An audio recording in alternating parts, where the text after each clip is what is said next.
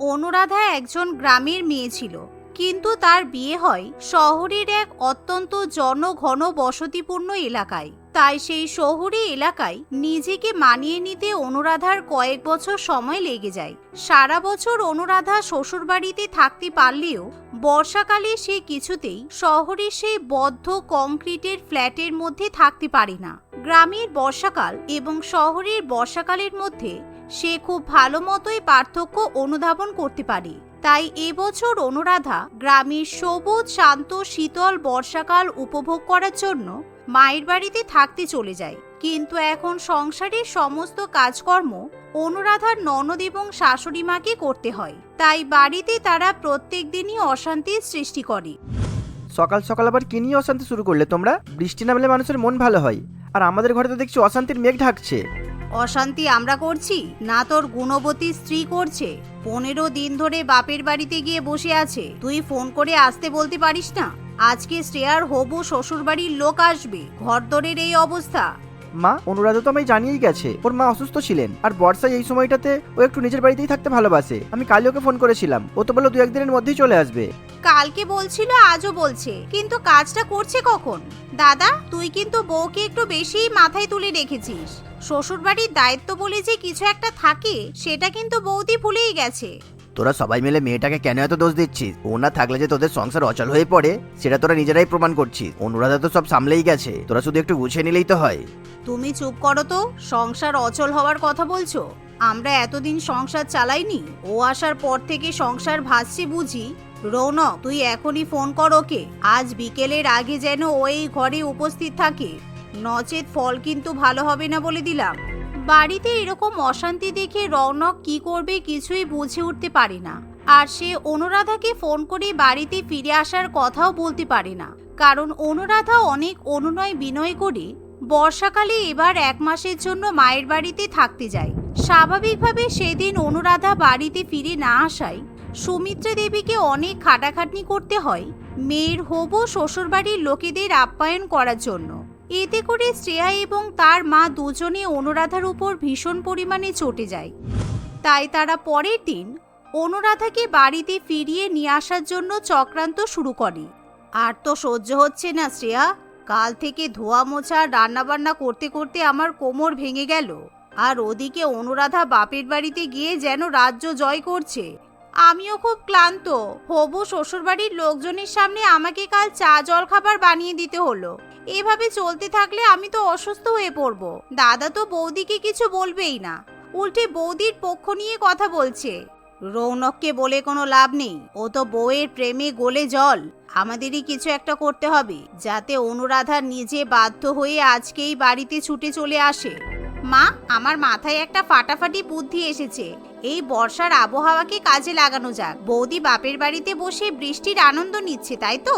আমরা এই বাড়িতে এমন একটা ড্রামা তৈরি করব, যা শুনে বৌদি এক মুহূর্তে বাপের বাড়ি ছেড়ে চলে আসবে।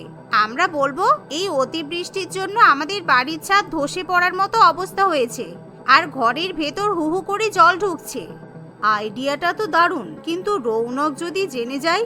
দাদা তো দুপুরে অফিসের কাছে বাইরে থাকে। আমরা বৌদিকে ফোন করে কাদা কাটা করে বলবো বাড়ির একতলা সব ঘরে জল জমে গেছে, তুমি না এলে সব জিনিসপত্র ভেসে যাবে। আর হ্যাঁ, সাথে বলবো তুমি নাকি দুশ্চিন্তায় প্রেসার উঠে অসুস্থ হয়ে পড়েছ। বুদ্ধিটা তো খাসা দিয়েছিস, কিন্তু ঘরে জল ঢোকাতে হবে তো।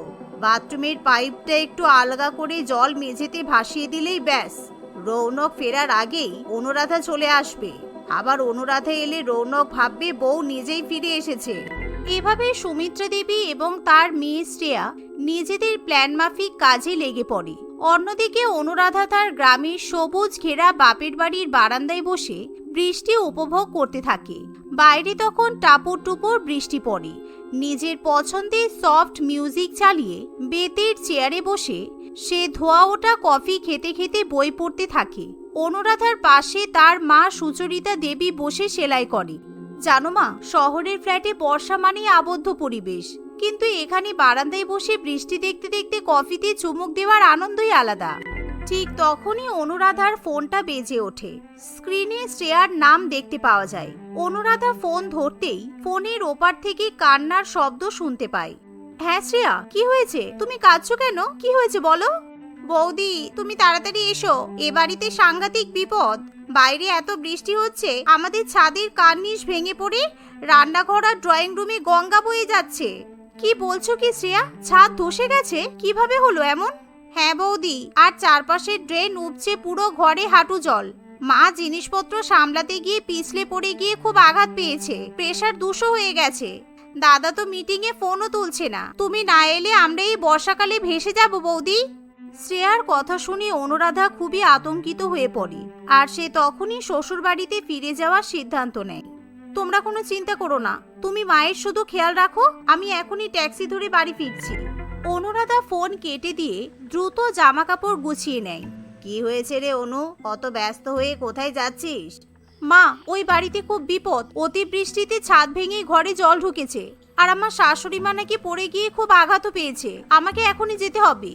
এই বলে অনুরাধা যেই মায়ের বাড়ি থেকে বেরোতে যাবে, তখনই মুষলধারে বৃষ্টি শুরু হয়। বৃষ্টিকে উপেক্ষা করে অনুরাধা ছাতা মাথায় দিয়ে মায়ের বাড়ি থেকে বেরিয়ে পড়ে, কিন্তু সে বৃষ্টির জন্য কোনো গাড়ি কিংবা ট্যাক্সি পায় না। তার উপর শাশুড়ি মায়ের জন্য চিন্তা করতে করতে তার মাথাটা খারাপ হয়ে যায়।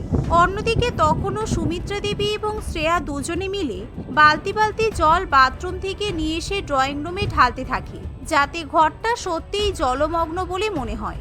সোফার উপর তারা ইচ্ছা করে কিছু ভিজা জামা কাপড় ছড়িয়ে রাখে, যাতে নাটকটাকে তারা আসল রূপ দিতে পারে। ওরে শ্রেয়া, আর জল দিস না, পুরো সোফার তলাটা তো ভিজেই গেল। মা, বৌদিকে তো বিশ্বাস করাতেই হবে। বৌদি এসে যখন দেখবে তুমি অসুস্থ হয়ে সোফায় শুয়ে আছো আর ঘরে জল ভর্তি, তখন তো আর কোনো প্রশ্নই করবে না। তুমি এবার সোফার উপর শুয়ে পড়ো, চোখ দুটো বন্ধ করে রাখবে। এই শুনে সুমিত্রা দেবী শাড়ি ভিজিয়ে কপালে জলপট্টি দিয়ে সোফায় শুয়ে পড়ে, কিন্তু তখনই এক অঘটন ঘটে যায়।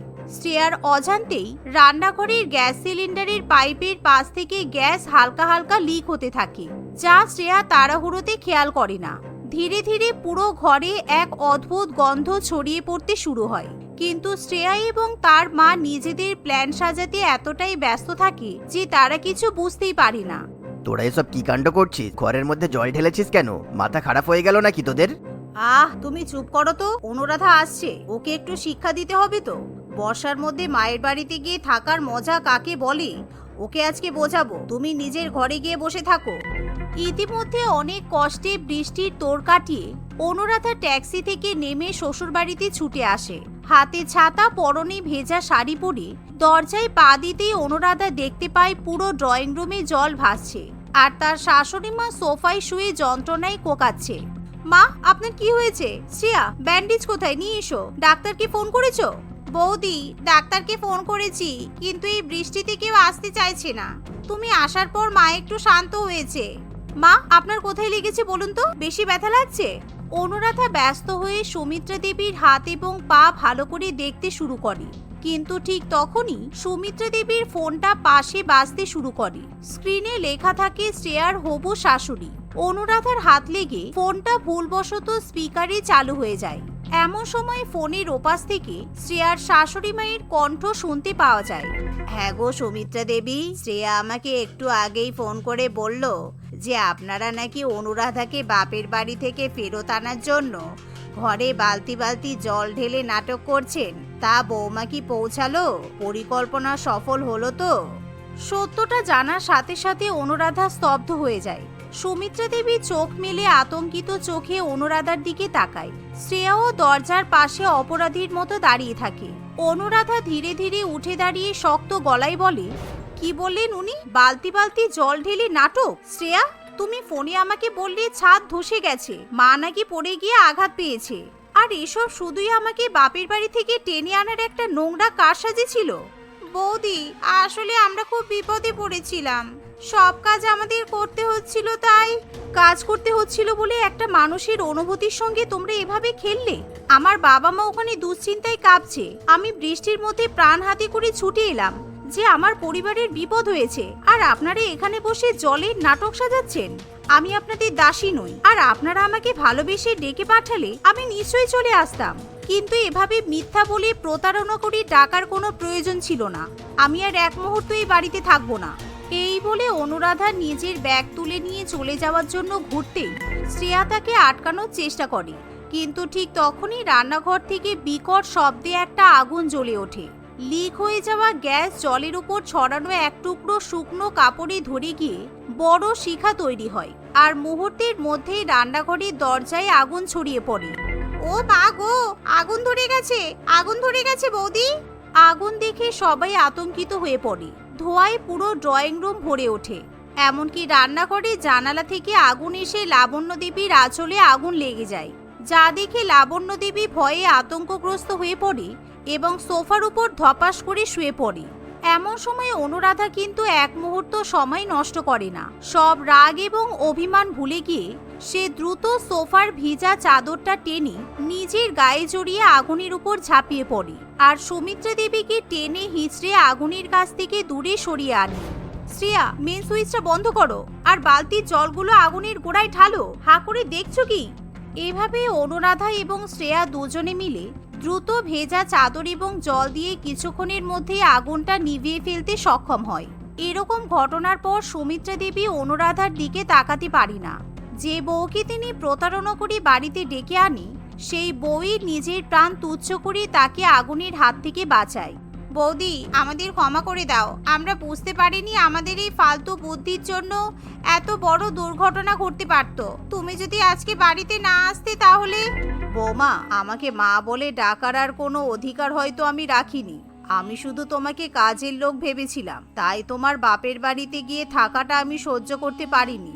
পারলে আমাকে ক্ষমা করে দাও বৌমা। আর হ্যাঁ, কালকেই রৌনক তোমাকে আবার তোমার বাপের বাড়িতে পৌঁছে দিয়ে আসবে। এবার আর 15 দিন নয়, তুমি পুরো 1 মাস থাকবে ওখানে। এমন কথা শুনে অনুরাধা খুবই খুশি হয়। ইতিমধ্যে অনুরাধার বাবা মাও সেখানে এসে হাজির হয়, কিন্তু অনুরাধা তার পরিবারের কাছে নিজের শ্বশুরবাড়ির লোকজনকে মোটেও ছোট করে না। শ্বশুরবাড়িতে ঘটে যাওয়া সমস্ত কিছু অনুরাধা চেপে যায়। সেদিন দুই পরিবার একসাথে মজা করে বৃষ্টির মধ্যে খিচুড়ি এবং ইলিশ মাছ ভাজা খায়। পরের দিন আবার অনুরাধা তার বাবা মায়ের সঙ্গে মায়ের বাড়িতে থাকতে চলে যায়। এভাবে অনুরাধা বর্ষাকালে 1 মাস মায়ের বাড়িতে আনন্দ করে কাটানোর পর আবার শ্বশুর বাড়িতে ফিরে আসে। এটা ছিল দুর্গাপুরের ঘটনা, যেখানে আয়ুষ নামের একটি ছেলে তার স্ত্রী পিউকার সঙ্গে হাসি খুশি দিন কাটাচ্ছিল। আয়ুষ শহরের একটি কোম্পানিতে কাজ করত, আর সে বিয়ে করার পর গ্রাম ছেড়ে ওখানেই থাকা শুরু করেছিল। পিউকার প্রথম এগুলো ভালো লাগলেও এখন তার গ্রামের প্রতি বেশি মন পড়েছিল। শুনছো আয়ুষ, কতদিন হলো বলো তো তোমাকে একই কথা বলছি, তুমি তো আমার কোনো কথাই গুরুত্ব দাও না দেখছি। মা কতবার ফোন করেছেন, গ্রামে না গেলেও অন্তত একবার মায়ের সঙ্গে কথা বলো। ওহ, তুমিও না, সত্যি মানুষ গ্রাম থেকে এসে শহরে থাকতে চাই, আর তোমার এখানে ভালো লাগে না। বলি, তোমার এখানে কি এমন অভাব আছে শুনি যে বারবার ওখানে যাওয়ার কথা বলছো? আর আমি ওখানে যেতে চাই না। তুমি কেন বুঝছো না? আমার ফ্যামিলিকে আমি ভালো করেই চিনি, ওরা তোমাকে অনেক কষ্ট দেবে।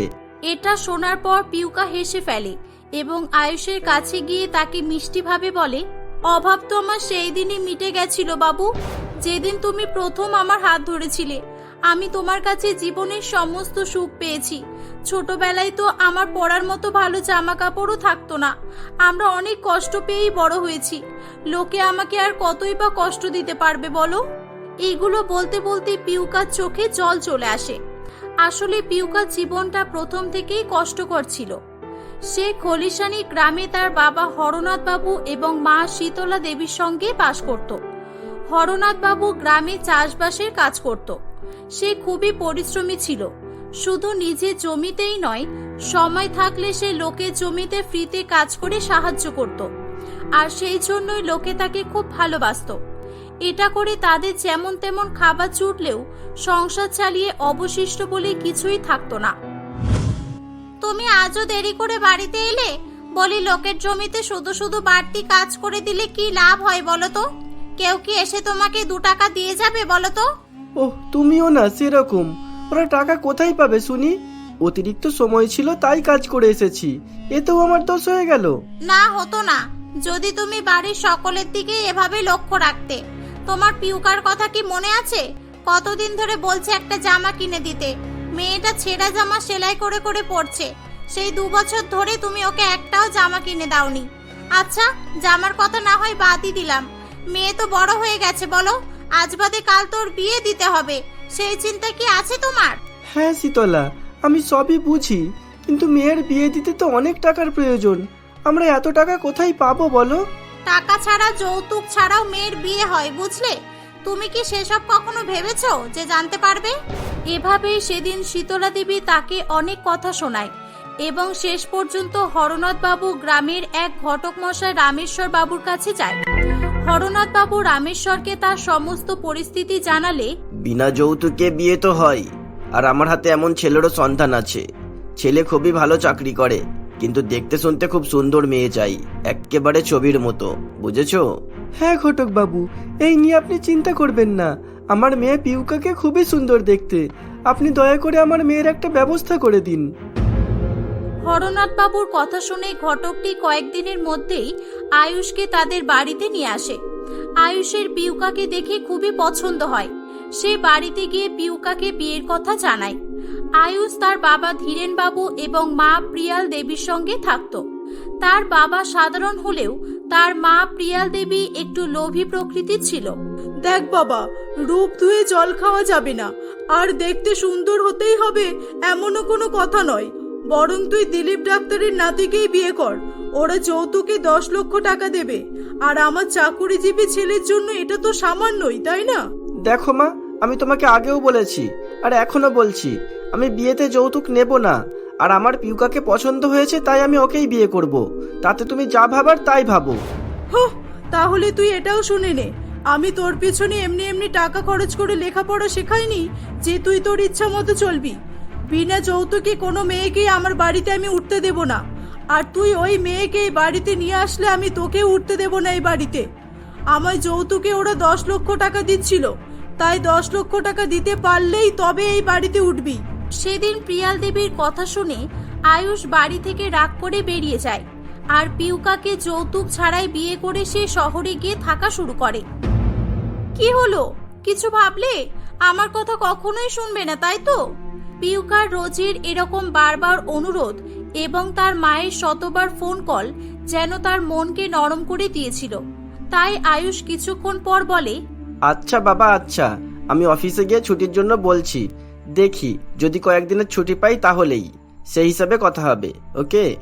এতদিন পর পিউকার কথা আয়ুষ শুনেছিল, আর তাই সেদিন পিউকা খুবই খুশি ছিল।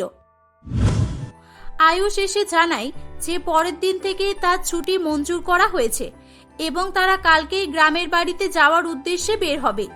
এদিকে পিউকা মনে মনে খুবই খুশি ছিল, কারণ তারা শহরে আসার বিন্দুমাত্র ইচ্ছা ছিল না। সে ভেবেই রেখেছিল যে এরপর থেকে সে বাকি জীবনটা শ্বশুর শাশুড়ির সঙ্গে থেকে তাদের সেবা যত্ন করেই কাটিয়ে দেবে। কি হলো, চুপ করে গেলে? কিছু ভাবছো নাকি? না না, তেমন কিছু না। আমরা তাহলে কালকেই যাচ্ছি, তাই তো? সেদিনটা পিউকার এরকমই এক্সাইটমেন্টে কেটে যায়। পরের দিন তারা রেডি হয়ে বেরিয়ে পড়ে। কিছুক্ষণ পর তারা তাদের গ্রাম গঙ্গারামপুরের বাসে উঠে পড়ে। বাস ধীরে ধীরে তার গতিতেই চলতে থাকে। দেখতে দেখতে প্রায় 2 ঘন্টা তাদের বাসেই কেটে যায়। ইতিমধ্যে পিউকা তার শাশুড়ি মাকে ফোন করে তাদের যাওয়ার কথা জানিয়ে দেয়, কিন্তু হঠাৎই বাসটির ব্রেক ফেল হয়ে যাওয়ায় বাসটি একটি লরির সঙ্গে ধাক্কা মারে এবং বাসের অধিকাংশ লোকজনই গুরুতরভাবে আহত হয়। কিন্তু দুঃখের বিষয় হলো আয়ুষের মাথায় খুব জোরে চোট লাগায় সে সেখানেই মারা যায়। হে ঈশ্বর, এই কি হলো আমার সঙ্গে? এই ডাইনি বউ বাড়িতে আসতে না আসতেই আমার ছেলেকে খেয়ে ফেললো। এই জন্যই আমি প্রথমে বলেছিলাম তুই ওকে বিয়ে করিস না, কিন্তু এই ছেলে আমার কথা কোথায় শুনলো, আর তাই তো আমার ছেলেকে অকালেই সকাল দেখতে হলো। এই সরে যাও মুখ পোড়া মেয়ে কোথাকার, সরে যাও এখান থেকে। এভাবেই সেদিন প্রিয়াল দেবী পিউকাকে ছোট বড় কথা বলতে থাকে, এমনকি তাকে মারধরও করতে থাকে। বেশ কয়েকদিন কেটে যায়। সকলেই মৃত্যুশোক কাটিয়ে ফেলেছিল, কিন্তু পিউকা তখনও কেঁদেই চলেছিল। এই ঢঙের কান্না আমার সামনে কাঁদিস না তো, মায়ের থেকে মাসির দরদ বেশি দেখছি। আর তোকে আমি বাড়ি থেকে চলে যেতে বলেছিলাম না, তুই এখনো যাসনি কেন? তোর ছায়াও আমি সহ্য করতে পারবো না। তুই নিজে থেকে যাবি নাকি আমি ঘাড় ধাক্কা দিয়ে বের করে দেব? এরকম বলবেন না মা, আমি এখান থেকে কোথাও যাব না। আমি আয়ুষের স্মৃতিকে নিয়ে এখানে ওর বিধবা হয়েই থাকতে চাই। এ বলে কি, স্বামীকে খেয়ে নিয়ে তার স্মৃতি নিয়ে থাকবে? বেরিয়ে যা, বেরিয়ে যা আমার বাড়ি থেকে। তোর মতো বিধবার মুখ দেখাও পাপ। মা এরকম বলবেন না, আমাকে এই বাড়ির একটি কোণায় থাকতে দিন। প্রয়োজনে আমি এই বাড়ির সমস্ত কাজ করব, শুধু মাথা গোজার জায়গা দিন। পিউকার কথা শুনে প্রিয়াল দেবীর মাথায় একটি শয়তানি বুদ্ধি আসে। সে তাকে দিয়ে বাড়ির কাজ ফ্রিতে করানো যাবে ভেবেই সে পিউকাকে সেখানে থাকতে বলে। দেখ, থাকতে দিচ্ছি, কিন্তু শুধু কাজের লোক হিসাবেই। লোকের সামনে কখনোই নিজেকে বৌমা বলে পরিচয় দিবি না, বুঝেছিস? সেদিনের পর থেকে পিউকা বাড়ির সমস্ত কাজই করত। বাড়ির সমস্ত কাজ করতে করতে তার কষ্ট হলেও সে সবকিছুই মুখ বুজে সহ্য করত, কাউকে কিছুই বলতো না। তাকে কাজ করতে তাদের বাড়ির আশেপাশে সকলেই দেখত। প্রেমনাথ বলে তাদের এক প্রতিবেশী ছেলে তাকে রোজ মাথা হেট করে কাজ করতে দেখত এবং তার অসহায়তা দেখে তার খুব মায়া হতো। এমনকি পিউকাকে তার ভালোও লাগতো, কিন্তু বিধবা হওয়ায় তার কিছু বলারও ছিল না। এভাবেই বেশ কয়েকদিন কেটে যায়। এমনই একদিন ওই গ্রামের এক ঘটক মশাই প্রিয়াল দেবীর বাড়িতে আসে। কি করছো বোন? সব ঠিকঠাক আছে তো? আমি ঘটক মশাই, আর অনেকদিন আগে একবার আপনার বাড়িতে এসেও ছিলাম, আর আপনি ছেলের বিয়েতে 10 লক্ষ টাকা নেবেন বলেছিলেন, মনে আছে? হ্যাঁ ঘটক মশাই, মনে আছে, কিন্তু এখন আর ওসব মনে করে কি লাভ বলুন তো? আপনি ভুল সময় এসেছেন। আমার ছেলে আর এই পৃথিবীতে বেঁচে নেই। এই যে এই কালমুখীকে দেখছেন, এর জন্য এসব হয়েছে। প্রিয়াল দেবীর কথা শুনে ঘটকটি মুচকি হাসে এবং তাকে কিছুটা দূরে নিয়ে গিয়ে বলে, আরে আসতে বলুন, আসতে। ও কালমুখী নয়, এখন ওই তোমার লক্ষ্মী, আর ওর জন্যই এখন তোমার বাড়িতে লক্ষ লক্ষ টাকা আসতে চলেছে। এ কি বলছেন আপনি? ও তো বিধবা, ওকে এত টাকা পয়সা দিয়ে আবার কে বিয়ে করবে? সে আছে, আমাদের নবদ্বারের হরিশ্চন্দ্র জমিদার। উনি একটু রসিক প্রকৃতিরও বলতে পারেন। বয়স 60 হলেও রসিকতা এখনো কমেনি। আর আপনার বৌমাকে দেখে ওনার খুব পছন্দ হয়েছে। এবার বলুন, দেবেন আপনার বিধবা বৌমার বিয়ে? ঘটক মশাইয়ের কথা শুনে প্রিয়াল দেবী একেবারেই রাজি হয়ে যায়। পিউকা হাজার না না বলা সত্ত্বেও সে তাকে জোর করে বউ সাজিয়ে ওই 60 বছরের বৃদ্ধ হরিশ্চন্দ্র বাবুর সঙ্গে বিয়ে দিতে যায়। এগুলো সবই ওখানে দাঁড়িয়ে প্রেমনাথ দেখছিল, আর সে দাঁড়িয়ে না থেকে ওখান থেকে দৌড়ে পুলিশের কাছে যায় এবং পুলিশকে সঙ্গে করে সেখানে নিয়ে আসে। পুলিশ প্রিয়াল দেবী এবং বৃদ্ধ হরিশ্চন্দ্রকে ধরে নিয়ে যায়। প্রেমনাথ পিউকাকে বিয়ের প্রস্তাব দেয়। পিউকাও তার ভবিষ্যতের কথা ভেবে বিয়েতে রাজি হয়ে যায়। তারা তখনই বিয়ে করে নেয়। তারপর থেকে তারা হাসি খুশি দিন কাটাতে থাকে।